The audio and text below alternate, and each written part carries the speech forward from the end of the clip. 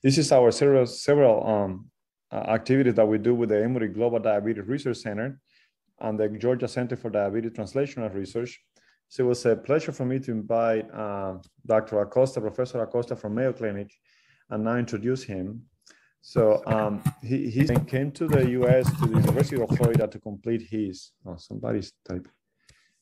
Came to the University of Florida to complete his PhD and then moved to Mayo Clinic to complete his fellowship in gastroenterology. So it's very interesting to have a gastroenterologist motivated to find a cure and a personalized treatment for obesity. And that is basically his work. He's the director of the precision medicine lab for obesity at Mayo Clinic. And his goal is to find a personalized approach to treating obesity, which we all know is a chronic disease, and not many people still understand that, but we're sure that we're going to be learning a lot from him. So welcome, Andres, to Georgia. I hope the next time is going to be in person and we can talk Ecuadorian with our good colleagues and say hello to our friends in Mayo Clinic. It's always a pleasure to collaborate with you guys. Thank you much. Welcome in. Thank you so much, Rodolfo. I really appreciate the invitation and the opportunity to share my work with all of you. And hopefully next time we'll be in person and see a lot of friends that I have down in Emory. Let's make this conversation. I'm going to share a lot of thought-provoking concepts and work that we're doing to change the obesity paradigm. And just by the title, I think it's where we started by saying precision medicine for obesity, addressing the heterogeneity in obesity.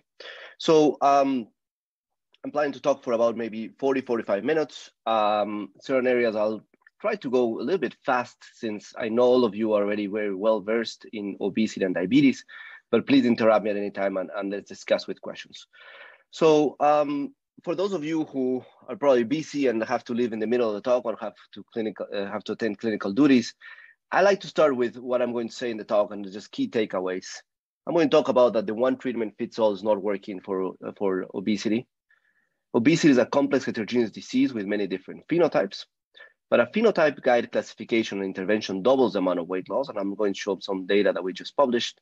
And these obesity phenotypes can be measured with a simple fasting blood test that was developed with multi-omics and machine learning algorithms. So let's dive into it.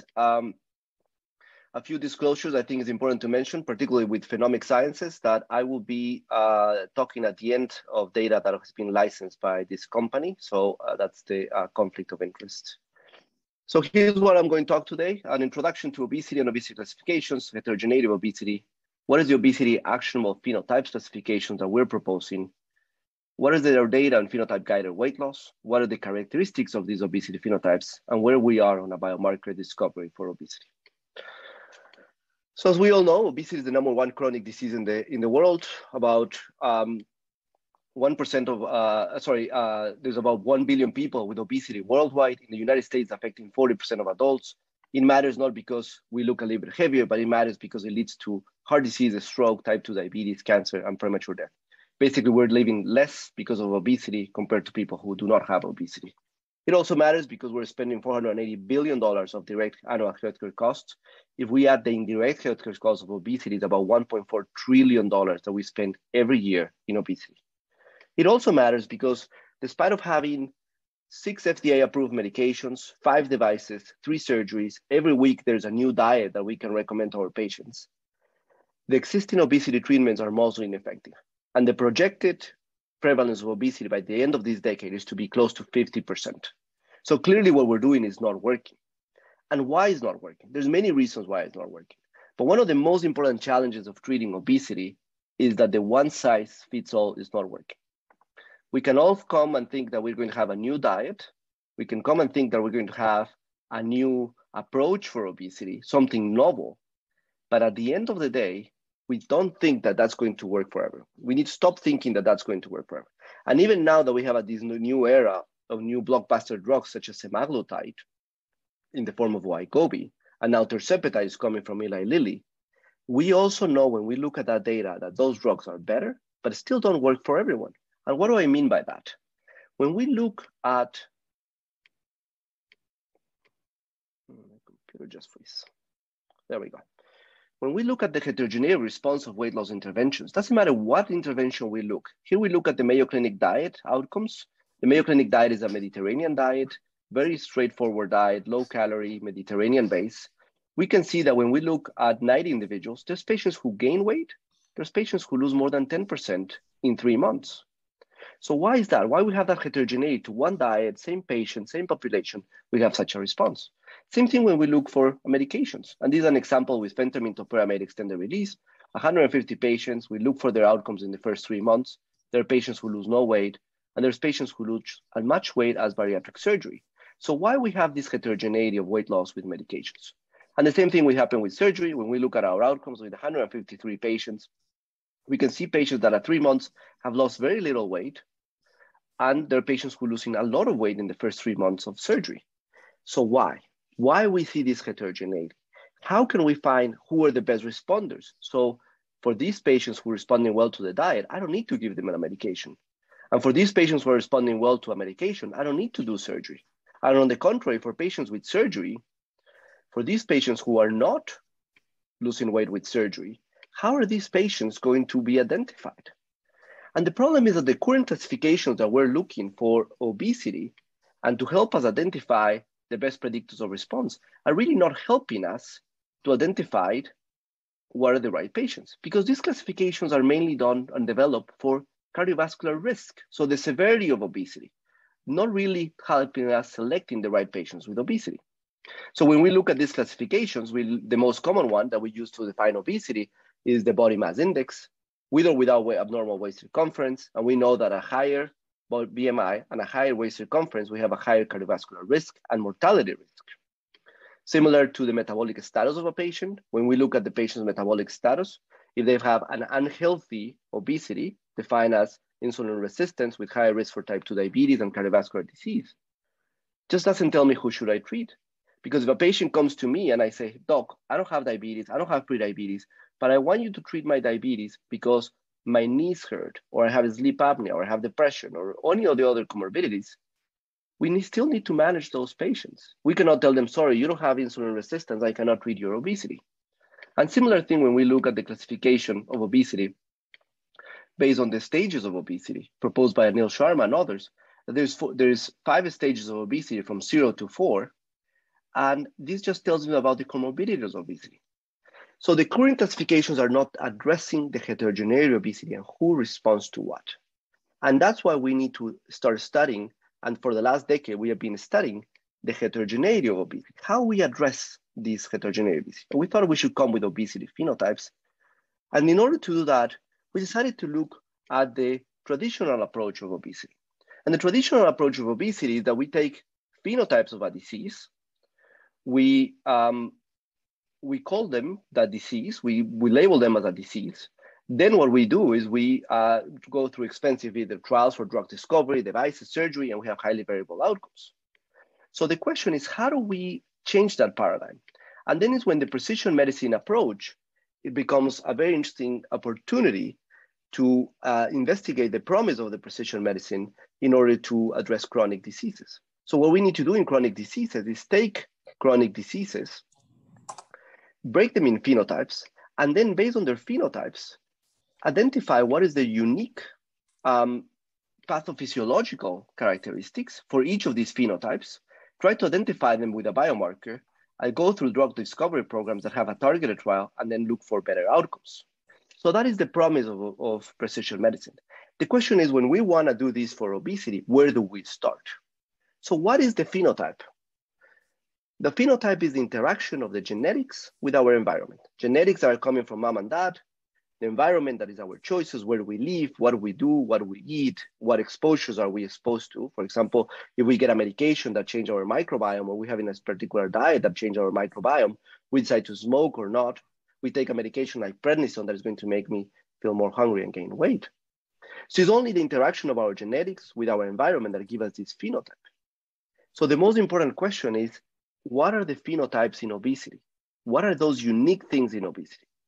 And when we start talking about phenotypes, there are lectures I've heard about obesity phenotypes. There's more than 270 phenotypes of obesity, all the way from having no sidewalks in your neighborhood to very rare genetic disorders of obesity. So we decided to take a different approach and focus particularly and only on the obesity pathophysiology. So what is the obesity pathophysiology? This is very debatable, and there is basically now becoming to be two sides of this equation. But obesity is the disease of energy balance, in which intake and expenditure needs to be on a nice balance. Intake is driven by a homeostatic eating behavior, which could be staged by hunger, satiation, and satiety. And then there's the hedonic eating behavior that can overcome or overpass these previous signals. And then on the expenditure side, we have resting energy expenditure, physical activity, and the thermogenic effect of food. And the physical activity can be described as non-exercise physical activity or exercise. And only when we lose this balance, we start storing the excess of calories in the form of fat. And that excess of fat comes with two problems: adiposity toxicity and the excess of fat. And it's that adiposity toxicity that, as you all well know, start driving insulin resistance, inflammation, metabolic syndrome, and some cancers. But we also have the excess of fat, the excess of weight that brings joint disease, sleep apnea, depression, GERD, and many other conditions. So most of the classifications that I've mentioned before focus on the right side of this equation, focus on the storage and the complications of this storage. So we decided to take a different approach and start looking at these other components of energy balance, particularly intake and expenditure. So what we did is we start phenotyping our patients for food intake, and then for homeostatic eating, we measure satiation. Satiation we measure in two different forms. One is with an ad libitum meal. We provide these individuals as much as they can eat of a lasagna or a pizza with a pudding and milk or juice. We ask them to eat as much as they can, and we measure their calories. At the same time, we're doing questionnaires to understand their sensation of fullness. Satiety is measured by for how long you stay feeling full after you have reached satiation. And this we measure by a gastric emptying of solids, as well as a visual analog scales for appetite, in which we measure hunger, satiation, satisfaction, and desire to eat. And then hunger is measured by also visual analog scales 4 hours after a standard meal or doing fasting. And then finally, the hedonic eating, there's multiple questionnaires that can measure this. We use the hospital anxiety and depression scale, as well as the 3 eating factor questionnaire to measure emotional eating.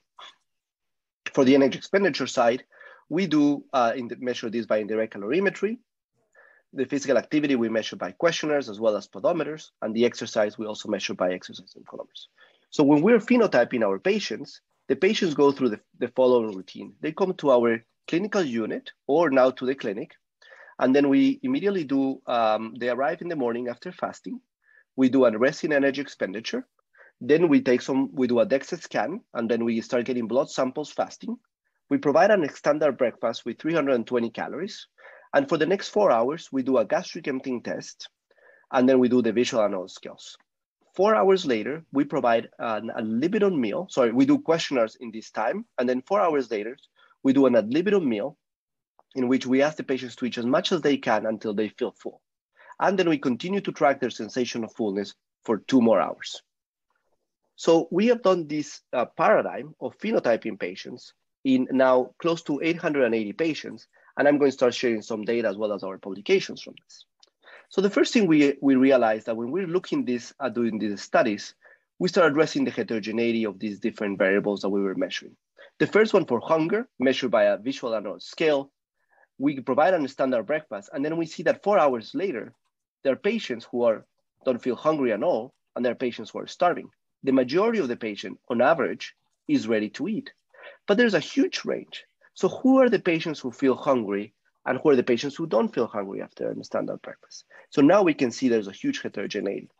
The heterogeneity is also similar when we see this ad libitum meal. And the libitum meal can be measured, as I mentioned before, with this nutrient ring test or the ad libitum meal with calories.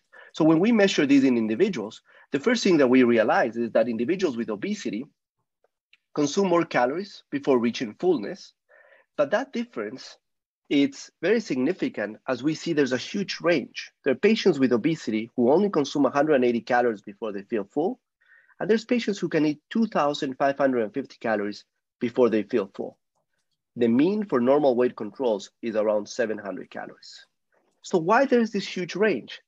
And can we say that all patients with obesity have a problem with satiation?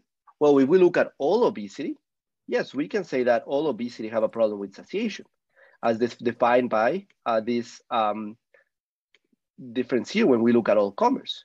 But when we look at all the patients in this distribution chart, it's clearly that there's only a few patients who will eat more, but there's other patients who don't eat more before fullness.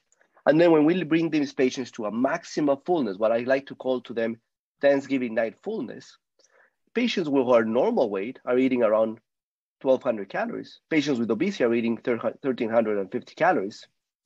But the same range we see it from patients from 444 calories to 2,860 calories in one sitting.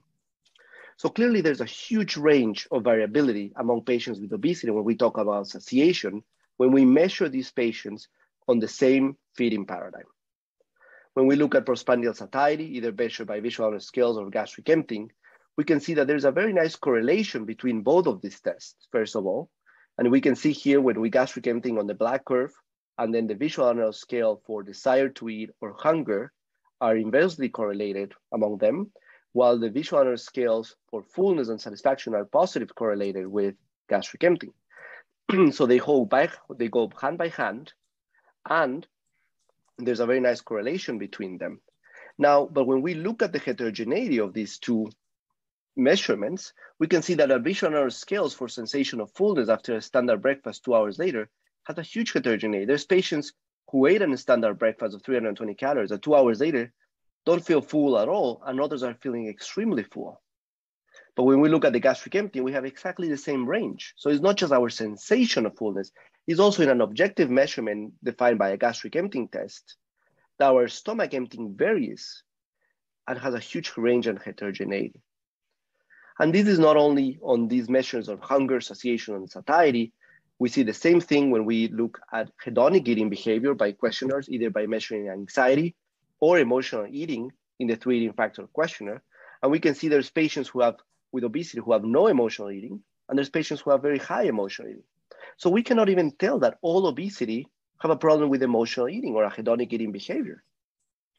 And on the same token, when we look at the other side of the extreme and we look at energy expenditure, when we look at resting energy expenditure by indirect calorimetry, and we compare that against a Harris-Benedict equation, and we try to measure the predicted REE, we can see that there's patients who are below the predicted and patients who are above the predicted.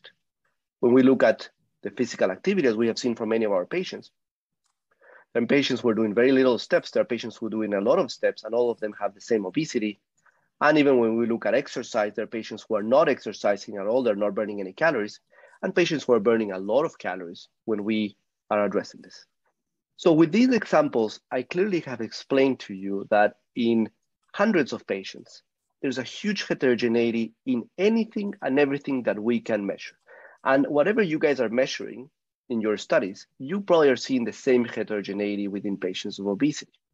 So how do we address this? How do we start using this variability, not only to address the heterogeneity within obesity, but with the outcomes of obesity per se? So for that reason, we decided to propose an obesity classification. And what we did is we start measuring this in first in initial 100 patients. And the most important variable that we need to consider first is sex as a biological factor. We cannot talk about satiation or at a libido meal if we don't separate females from males. And why is this? Because if we look at all comers, all patients will eat about 803 calories before they feel full. But females will eat on average 762, and males will eat 1,100 calories before they feel full. So there's a significant difference.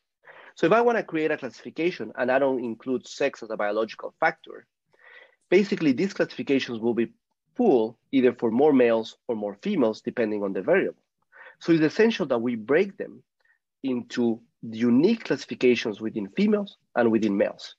And that's what we did. We included sex as the first biological factor. And then what we decided to do is use a normality test to define what's normal, what is abnormal. So we define the 75th percentile using the interquartile range as abnormality. So why we did this is because we're looking within obesity, within patients with obesity, and we want to find what we think is normal, what we think is abnormal. And we just need to create an arbitrary cutoff. And that's what we did, is an arbitrary cutoff. And we need to define what is that arbitrary cutoff for each of these variables in order to start using them to classify obesity based on these abnormalities. So what we did is we defined that females with obesity who have an unlimited meal, those who eat 894 calories will be having considered abnormal satiation, while males who consume more than 1,376 calories will have abnormal satiation. For postprandial satiety, we define gastric emptying. For females is faster than 101 minutes, emptying their stomach faster than 101 minutes, while males will be emptying their stomach in more than 86 minutes or faster than 86 minutes. For emotional eating, we decided to use the anxiety scores, and it's the same for males and females of 7, so no discussion there. And for the predicted REE, we decided to use the predicted REE against Harris-Benedict, so measuring direct calorimetry divided by your predicted REE using Harris-Benedict, and that's your outcome. And we defined 96 or less for females and 94 or less for males. So using this classification, we came up with these 4 obesity phenotypes. And these 4 obesity phenotypes, we define them as hungry brain, patients who have abnormal sensation of fullness, and I'll explain why in the future slides why I'm calling this hungry brain. But these patients have abnormal sensation of fullness. They just consume a lot of calories before they feel full. This next group is hungry gut. These patients have abnormal postprandial satiety. These patients consume normal calories in one sitting, but then they feel hungry in between meals. The 4th group is patients with emotional hunger. These are the folks who have high anxiety. They're eating for positive or negative emotions. And the last group of obesity based on phenotypes is patients who have an abnormal rest energy expenditure compared to their predicted, and we call them the slow burn phenotype. So when we look at these 4 groups, we wanted to look at what was the distribution in a larger cohort of patients. So we look at 450 patients, and we define the 75th percentile, as I mentioned before. These patients, all of them have obesity. The average was 39 years old. Their BMI on average was 37, 72% females. Majority of them were white Americans from the Midwest with abnormal waist circumference and with impaired fasting glucose. So here's the distribution of the obesity phenotypes. We can see in a Venn diagram that there are patients who have more than one phenotype. So a total of 27% of patients will have more than one phenotype. So for example, for hungry brain, there's a total of 32 patients who have a hungry brain or abnormal satiation. 8% of them will have hungry brain and hungry gut. And then there's 18% of patients who only have hungry gut. 3% will have hungry gut and emotional eating. 12% will only have emotional eating. 2% will have emotional eating and a slow burn. And 12% will only have slow burn, with 5% having slow burn and hungry gut. There's about 9% of patients who have 3 or more abnormal phenotypes. And then using this classification, 15% of patients did not meet any of these criteria. So tell us that there might be other variables that need to be considered on patients with obesity that were not included in this phenotype classification. So while this we think is very interesting that we can classify obesity and we can identify what are the predictors of response, to me, the most important thing as a clinician and seeing patients with obesity is how can I use this information to help my practice? So we decided that we need to be very important and use this for managing patients with obesity. So we have completed multiple proof of concept studies for predicting response to obesity pharmacotherapy and endoscopic devices. These are single center, randomized, parallel group, double-blinded, placebo-controlled trials, but I like to call them pilot studies because their sample size are relatively small. The first one that we published here, and I'm not going to go through all the details of these studies because they're already published, I'm just going to mention them, and you guys are welcome to go and read them. But the first one was with phentermine topiramate extended release. Then we published data with exenatide, then with liraglutide 3 milligrams, then with the Orbera intragastric balloon, the endoscopic sleeve gastroplasty, the Aspire Assist, and the SPATS intragastric balloon. So we have completed studies with all these either medications or devices to try to predict the best responders for them. So let me just highlight one study that was the first one with phentermine topiramate. In this study, what we did is we invited 24 patients to be randomized either to 12 to placebo or 12 to phentermine topiramate. They receive the small dose for 5 days and then the intermediate dose for another 12 days, total to complete 2 weeks. These patients were told to not change their diet or behavior. There were no diet or behavioral counseling, which is what I studied in gastric physiology. And what we saw, as expected, is that patients with phentermine topiramate lost 1.5 kilos in those 2 weeks compared to patients with placebo who lose no weight. But to our surprise and interesting, we saw that patients who had an abnormal satiation test, those who consumed more than 900 calories, were the best responders to phentermine topiramate, and they lost 2.2 kilos compared to the patients who ate less than 900 calories and phentermine topiramate, who only lost 1 kilogram in those 2 weeks. And what is interesting is that the patients who received placebo and ate less than 900 calories also lost 1 kilo, so they were the placebo responders. While patients who ate more than 900 calories and received placebo actually gained weight.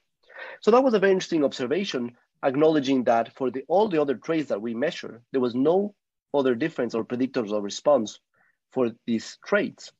And this was the first study that suggested that patients with abnormal satiation might be the best responders to phentermine topiramate extended release.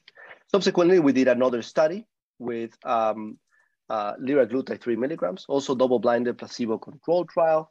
These patients received liraglutide for 16 weeks at a 3 milligram dose, first to show that liraglutide produced a significant effect in delaying gastric emptying initially at 5 weeks, delaying the gastric emptying at 70 minutes, and then at 16 weeks, delaying the gastric emptying for 30 minutes, while placebo was no different. But what was very interesting to us is that the delta, or the change on gastric emptying at 5 weeks, was the best predictor of response for total body weight loss at these 5 weeks. So weight loss correlated very nicely with changes in gastric emptying in patients who received liraglutide, and there was no effect on placebo. So with that, with all these studies, we came up with a working hypothesis. And these are working hypotheses. We have 4 phenotypes: hungry brain, hungry gut, emotional hunger, and slow burn. Each of them has a unique lifestyle intervention that needs to be interrogated, and we're currently finishing the study for the lifestyle intervention. But then each of them will also have a unique medication. So for hungry brain, we'll do phentermine topiramate extended release. For hungry gut, liraglutide or semaglutide.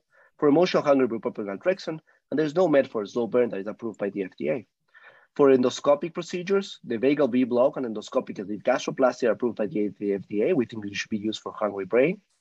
For hungry gut, we should use intragastric balloons or intragastric gels.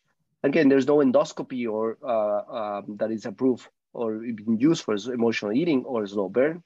And then for surgery, we think we should use the laparoscopic sleeve gastrectomy for hungry brain because of the restricted nature of the surgery, while for hungry gut, we should use the Roux-en-Y gastric bypass, as it helps us with the incretin effect and likely the delivery of the calories to the distal gut. So these are our working hypotheses. And then we studied this in a pragmatic trial design in the clinic. And we published this last year in Obesity. So what we did is from 3,700 patients, we invited 432 patients to participate. 84 patients were randomly assigned to the phenotype-guided anti-obesity medication selection, while 288 patients were seen in the clinic and there was no phenotype done.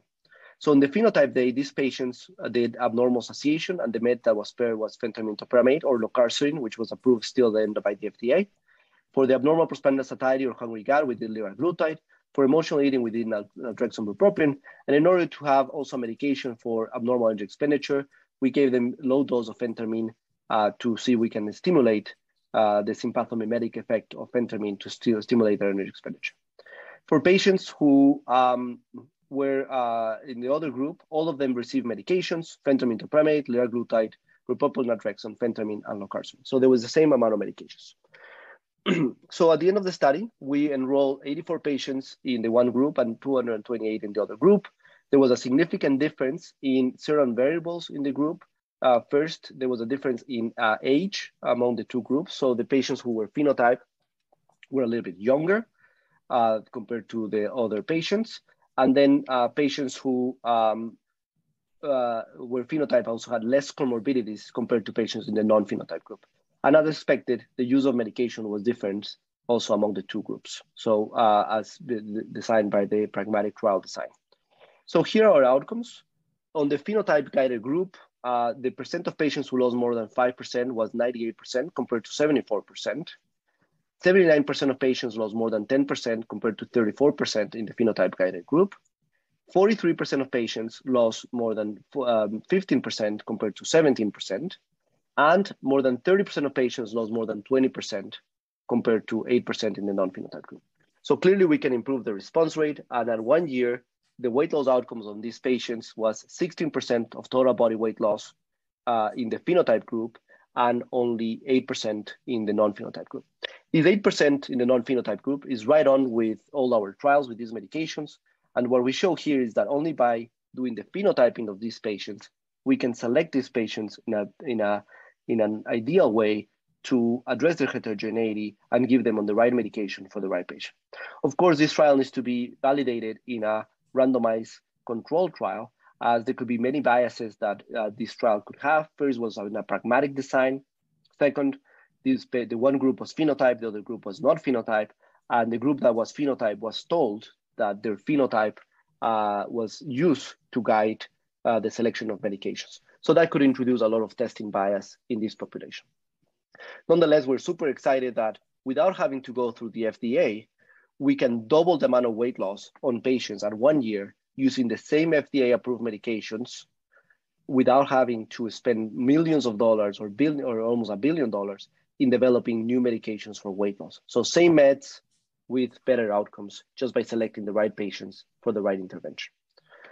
So I'm going to switch a little bit gears and talk about what are the unique characteristics of these obesity phenotypes and why are they different from each other, and what can we use these phenotypes to understand the pathophysiology of obesity. So here's the Venn diagram that I described before, and the way that when you look at these patients and with a little bit more careful, you can see that, of course, the mean will be different because we're creating an a priori cutoff to select these patients. So when we look at abnormal satiation, females on average are eating around 1,200 calories, while the control group, the ones without the phenotype, were eating around 700 calories. Males are eating around 1,500 calories compared to 1,000 in those without the phenotype. When we look at emotional eating, both males and females have an average around 8, while patients without emotional eating have an average around 3. For when we look at postprandial satiety, defined by the hungry gut, patients have both females and males have an accelerated gastric emptying compared to females. And then when we look at the predicted REE for the slow burn phenotype, they have a lower predicted than expected. But we decided, and this is what we published in Obesity, we decided to go a little bit deeper and to understand what are unique on those phenotypes. So we decided to do a deep phenotype analysis. And the first thing we did is we studied this hungry brain phenotype. And we wanted to look at the hypothalamic function using functional MRI. So the technique we use to use functional MRI is called PCASL. We study the blood flow in the brain on patients with obesity. And you can see here, we have T2 images of the brain of patients with no hungry brain and those with hungry brain. And here on red, you can see where the hypothalamus lays over here. And then here on blue, we can see where the hypothalamus in these patients. And then these blurred images that you see here, they're like that on purpose. They're just studying blood flow on the brain. And we put the images on top of each other and we measure the blood flow activity in these patients. And as you can just see, these patients have a higher activity here on white, and these patients have a darker activity here on a little bit darker gray. So when we measure these on patients, and we measure at different time points, at baseline, when they reach usual fullness, when they reach maximal tolerated volume or maximal fullness, and then maximal fullness plus 30 minutes. We look at the white matter as our control. There is no difference in lean versus obesity. And there's no difference in patients with non-hungry brain versus those with hungry brain. When we look at the hypothalamus and we just compare lean versus obesity, there's no difference at these points between the two groups. But when we separate the patients in non-hungry brain versus hungry brain, we can see that patients with hungry brain, here in blue, have a decrease or lower blood flow in the hypothalamus compared to patients with obesity who do not have this phenotype. So what I'm trying to show here is that these patients with hungry brain are consuming more calories before they feel full, but their activity at the brain level and the blood flow in the hypothalamus is decreased from baseline all the way through this study, and then 30 minutes after reaching maximal fullness, it meets for both groups. So clearly patients with abnormal satiation, defined as we define in hungry brain, have an abnormality in the blood flow at the hypothalamic level.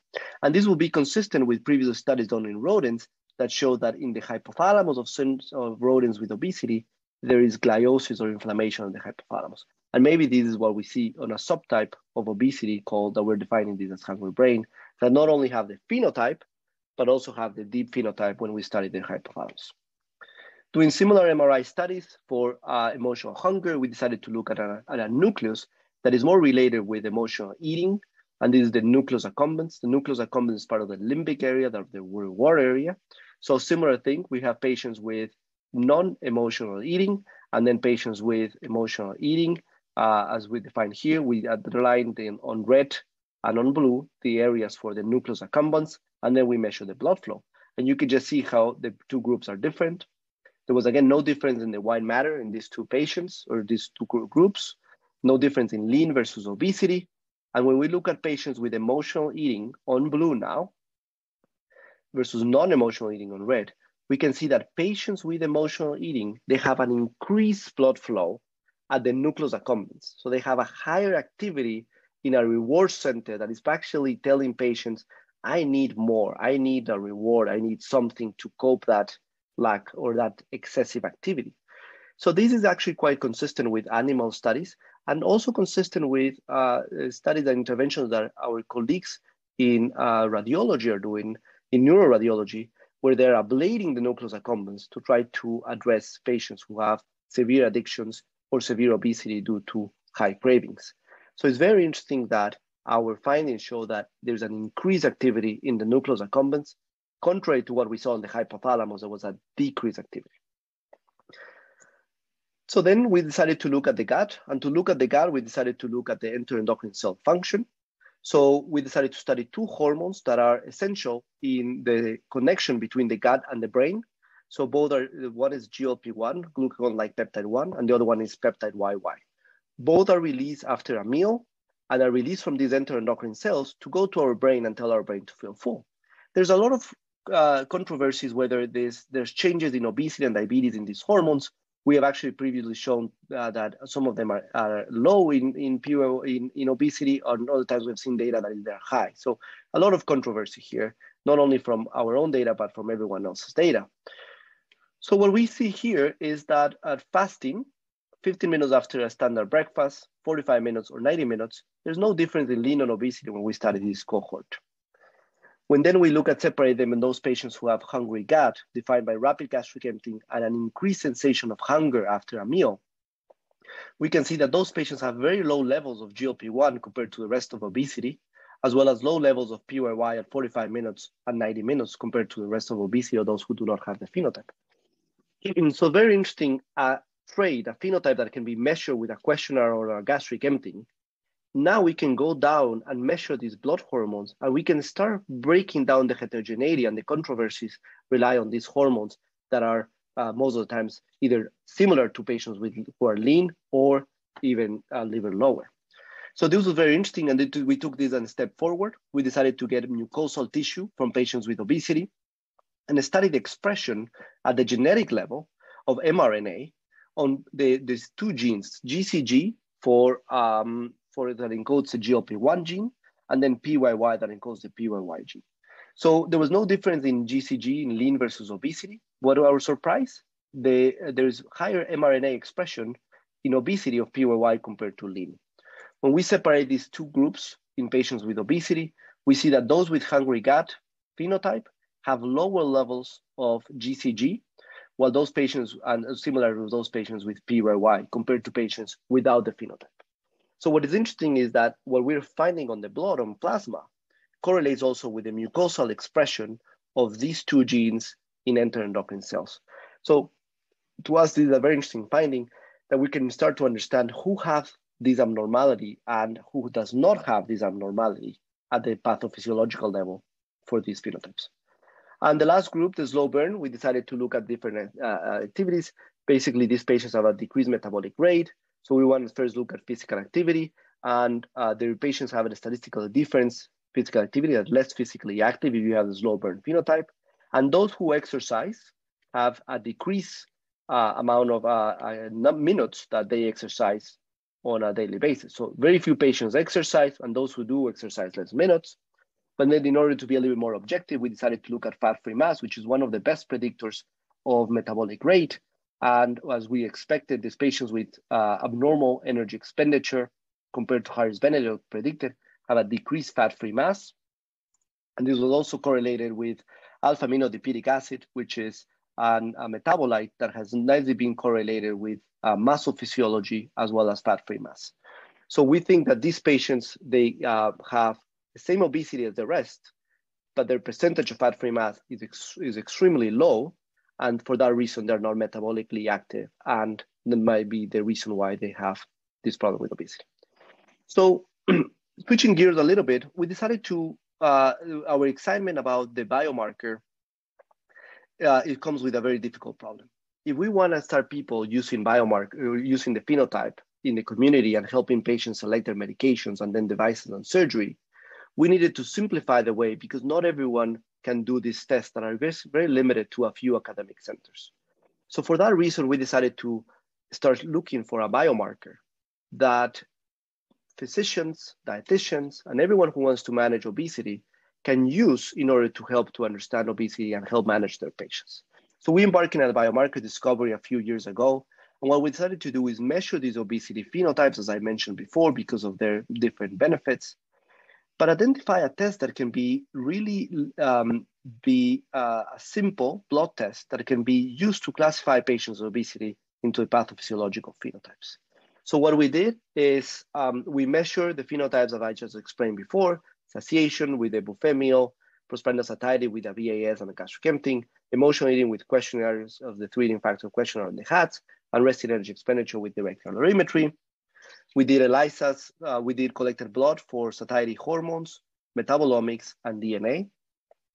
And here are the genes that we measure. We selected genes that were identified for satiety, satiation, appetite, and energy expenditure. And these are genes that has been previously already associated with these traits and already been associated with obesity. So we did not identify any new gene.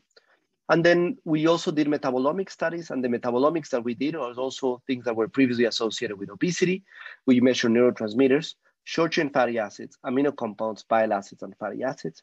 And I'm very excited that we measured short-chain fatty acids and bile acids, as they are the interaction between the microbiome and us humans, or the host, as the microbiologists like to call, and they tell us what's happening in the interaction between the microbiome and us.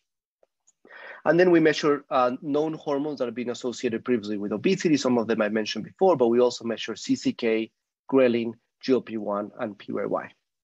So what we did with all this information is we put all these variables in a big bucket, and then we do 2 machine learning models for predicting outcomes. One is the classification and regression trees, and the other is the gradient boost machine learning model. So these 2 models were done for using all these variables. Then we did a 10-fold cross-validation to understand the performance predicting, and the measure there is the root mean square error. Then we did correlation analysis between the observed and the predicted outcome, and we use an R square for that. And then we calculate the precision and accuracy using the 75th percentile for each endpoint. The predictors and accuracy then were retained in 100 times bootstrapping of samples testing.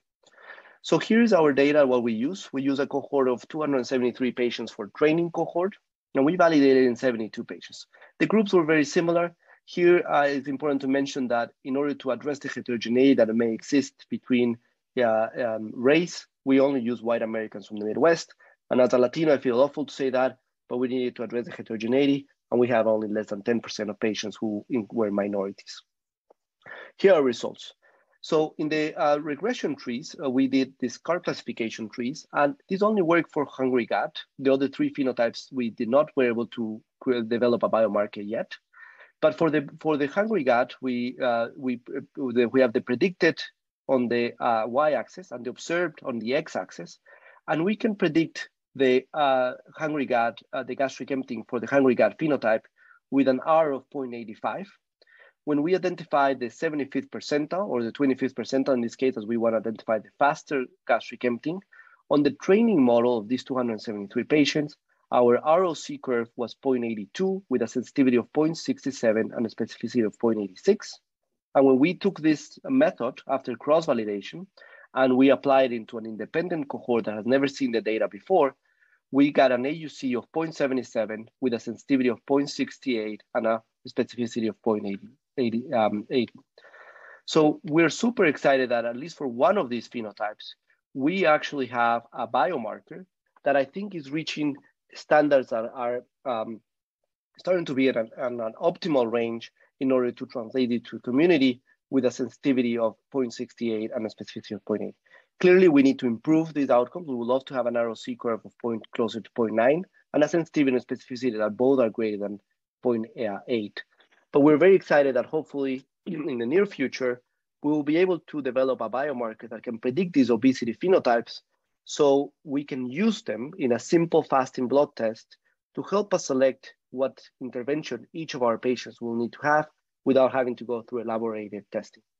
So in summary, what I'm showing today is that we think we can bring precision medicine for obesity into the front line of this obesity epidemic. We think that obesity can be classified based on pathophysiological phenotypes. We have identified 4: hungry brain, hungry gut, emotional hunger, and slow burn. Clearly, there's an opportunity to study and add more phenotypes, as I don't think there's only these 4 that are available. There's clearly more. But what is important to use this phenotype is to understand the deep phenotype of these individuals, the pathophysiology. And I hope that in the future, we can have a biomarker based on multiomics that can help us identify the best responders either for a medication, a device, and have better outcomes. With that, I'll go back to the same key takeaways, which is the one treatment fits all is not working with obesity. The obesity is a complex heterogeneous disease that there are many phenotypes, but we think that phenotype-guided classification intervention doubles the amount of weight loss and can really help us. And hopefully in the future, we'll see an obesity phenotype that can be measured with a blood test. With that, I'd like to finish with acknowledging everyone who has contributed to this, all our participants from our trials and our patients, the CRTU nurses and staff, all the members in my lab, and I think this is up to date, my K Award mentors, Dr. Michael Camilleri and Nick LaRusso, all our funding sources, and all our collaborators at Mayo and outside, and as well as our industry support. With that, I'll stop here, and I'll thank you all for your attention, and I'll be delighted to take questions.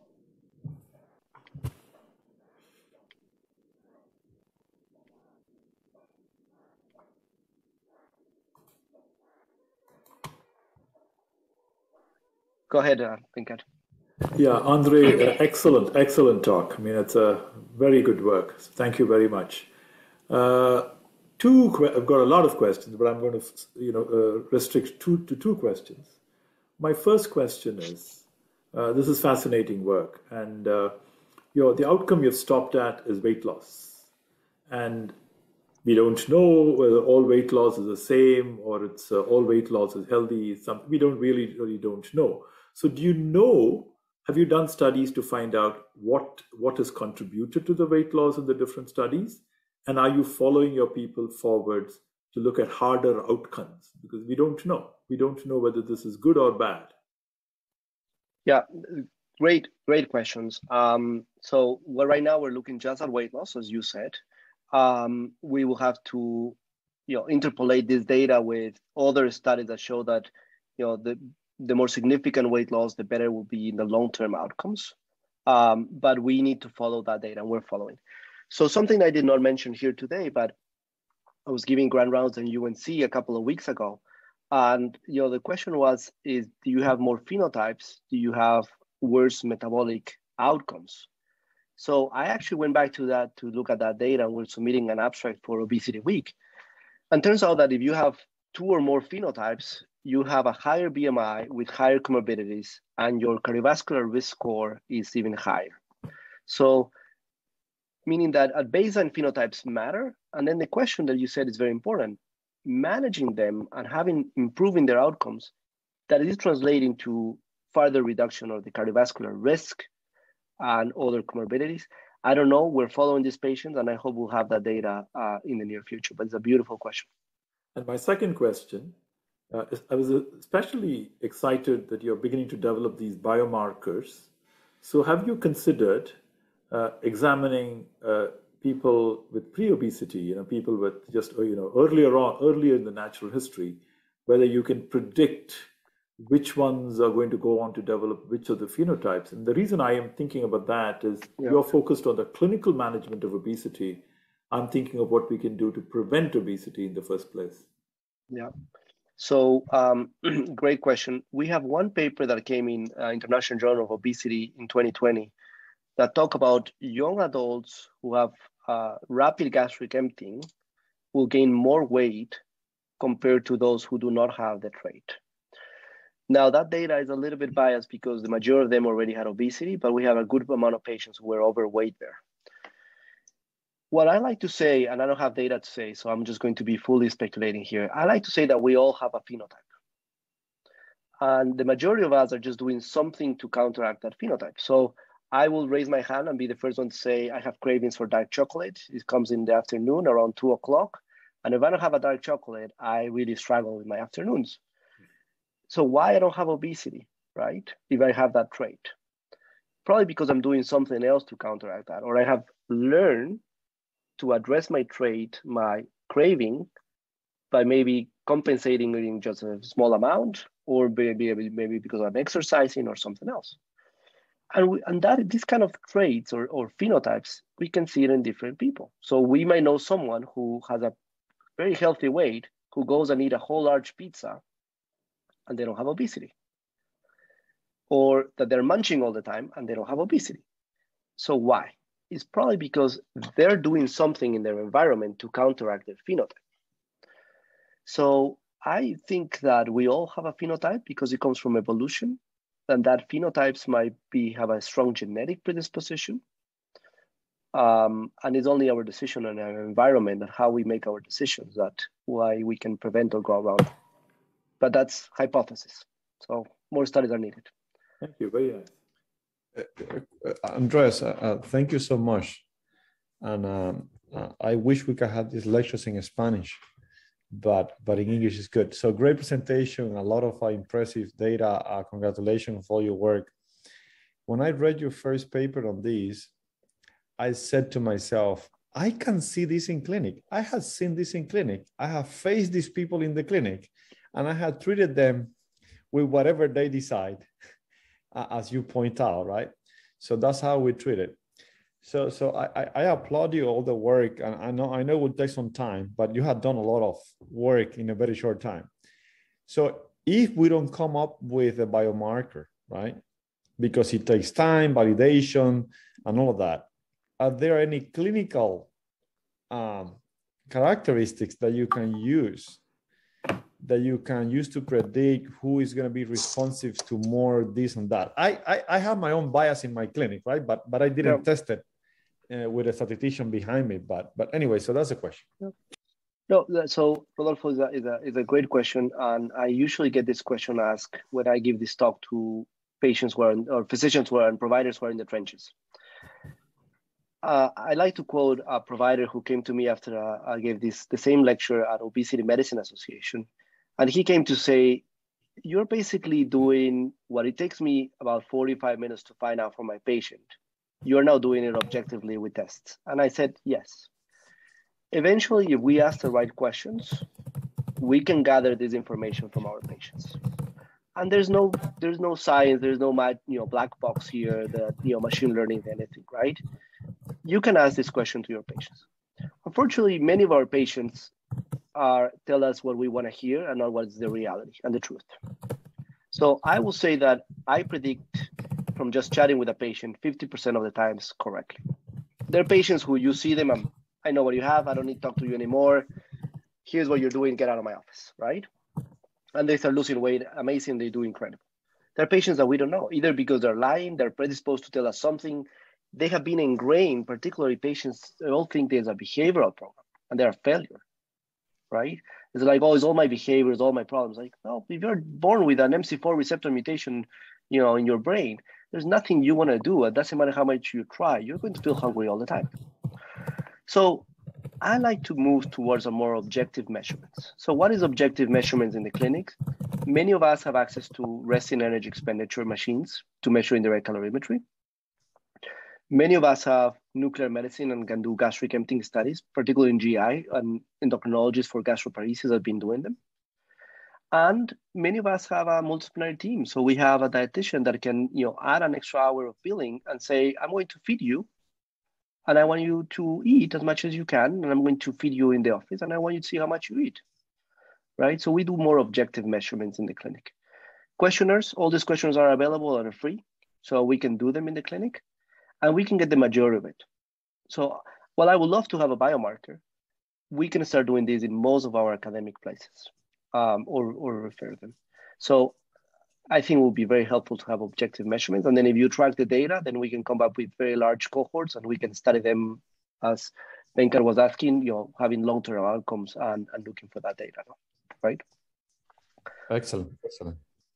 I will introduce you later to a friend of mine who has a meal lab in his clinical practice. So he brings his patients in and he sees what he do and he come up with the phenotype. But later, I'll let you, there are questions there, maybe you put them via email or something, but I will let Venkat moderate. Excellent talk. Congratulations again. You are already a start on these. So anyways, I'm very excited. Thank you. I see there's some questions on the chat. So there are a number of questions on chat. Do you want to take it over? Yeah. Well, let's see. I'm trying to. I think that most of them are related to the studies design and. Sure. Was the distribution normal weight individuals? Yeah. So for most of my studies, when we break them by phenotype, I think that's a clear question.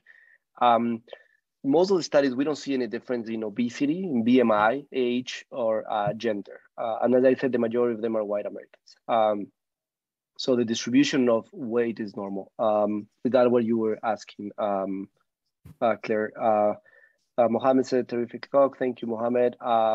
Jitin, great talk.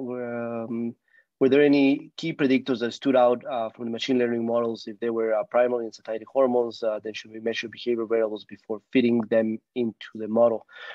Yeah, there are, unfortunately, I cannot share what are the key variables of the machine learning, as there is IP around that. But yeah, there are key variables that are stronger and are introducing the variables that are driving the machine learning models, at least the one that work by the best in Hungry Cat. But as I said before, sex is still the most important biological factor, even for the models. So, and when we start looking at this kind of data, I think the sex as a biological factor becomes the most important predictor and variable that needs to be considered. So the rest, unfortunately, I cannot share. Helena says, thank you for an excellent presentation. Could you explain a bit more about the methods used for phenotyping, please? More specifically, why did you use a meal to break the fast of 320 calories? What was the macronutrients? And also, what did the libido meal consist of? Yeah, so great question, Helena. So the 320 calories for breakfast, the reason why we use that is because we've been using that for measuring gastric emptying for decades, and we have been doing this in our lab with Michael Camilleri. The 320 calories have a 30% fat and consist of 2 eggs, scrambled eggs, 1 piece of bread, and 1 glass of milk. 30% fat, and then the radio label. The libido meal is lasagna, and if you look at our protocols, it's Stouffer's lasagna, so there's nothing to hide there. For those of us who have had Stouffer's lasagna, it's great the first time, then you don't know if you'll eat it again, but participants seems to not to be bothered with that. And then we also give them pudding and a milk. The way that we do with the Stouffer's lasagna is we buy the family tray that has 4 pieces, and we heat them all 4. And then when we provide one to the patient, while the patient is finishing the first, we put the second one on the table. When the patient is finishing the second, we put the third on the table. And then when the patient finishes the third, we put the fourth. So the patient always has food in front of them. So there's nonstop. And then we just ask the patients to eat until they feel completely full. And we use this concept that many of us are familiar with called Thanksgiving night fullness. I have one more bite, I'm going to get sick. And we ask them to eat until that. So it was processed food, as it was Stouffer's lasagna. So I guess that's considered processed food, but I'm not an expert on processed or ultra processed food. Thank you for sharing my weakness for dark chocolate. Was there heterogeneity energy expenditure associated with muscle mass? Yes, I think that's the most important variable that not only was shown here, but people who are studying energy expenditure and muscle mass, particularly Stephen Hinesfield at Pennington, have shown that nice correlation between muscle mass and energy expenditure. So, so I think that's a very important variable to consider. And that's why we do DEXA scans in all our patients. But if you guys are doing bod pods or measuring bioimpedance in other ways, it's important to consider that. Can you explain more about how to integrate different kinds of variants together into machine learning models, since there may be different data types? Yeah, that's a great question. So depending which model you do, you either need to convert this to be all in a linear way or in a binary way, depending on the machine learning model. And then the machine learning model would actually create a particular cutoffs. So when we use the classification and regression trees, each variable becomes a little knot, and each knot within the tree, it becomes a divergent point, whether you have the trait or you don't have the trait. The genetics, the SNPs, we usually convert them to linear, 0, 1, or 2, and if you have them. And then the SNPs, the metabolites, and the hormones already come in a quantitative way, so we don't have to convert them. And I don't know if that answers your question, Simon, since it's a very technical question, but happy to elaborate more there. I'm not the expert, but Laura asked, any difference in phenotype between pre and postmenopausal women? Change the phenotype after menopause? That's a beautiful question, Laura. One of our colleagues, Daniela Hurtado, who is an endocrinologist, is looking exactly at this question. Not only if there's difference in pre and postmenopausal women, but what is the menopause effect? We tend to think that that postmenopausal women will have a different metabolic rate. That data was a little bit questioned in the last science paper from the Duke team. We're using double labeled water. So I think a lot more studies needs to be done, not only for energy expenditure, but for the other phenotypes. And it's a great question. I think, last question. And okay, Helena, the reason I ask about processed food is because the 2019 study from Kevin Hall, which showed that ultra-processed foods cause increase unlimited meal intake and weight gain. I agree. I'm not questioning the data from Kevin Hall.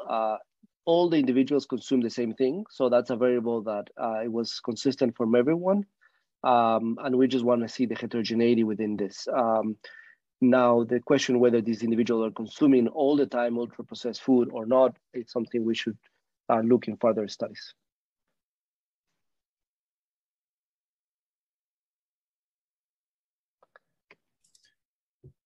Excellent. We'll let you have lunch. Yeah, thank you. No. I know it's lunchtime in Rochester. Here we're already, I think that everybody's done, but a great presentation, Andres. I think that Ben Cat needed to leave, but we have been already sending a couple of emails. We will really love to collaborate, and then hopefully we can help you find the right answer. But there are really very important people on the lecture that are really great investigators. So I hope that we can create collaborations and do something. But anyways, great. Thank you so much for accepting the invitation. Okay. My pleasure. Thank you again for the invitation. I'm extremely open for collaborations. We are doing GWAS, we're doing metabolomics, we're doing microbiome. So if anyone wants to collaborate in those areas, we're gathering all that data. So super. Thanks again for the invitation, Rodolfo. Thank you much. Okay. Bye, everyone.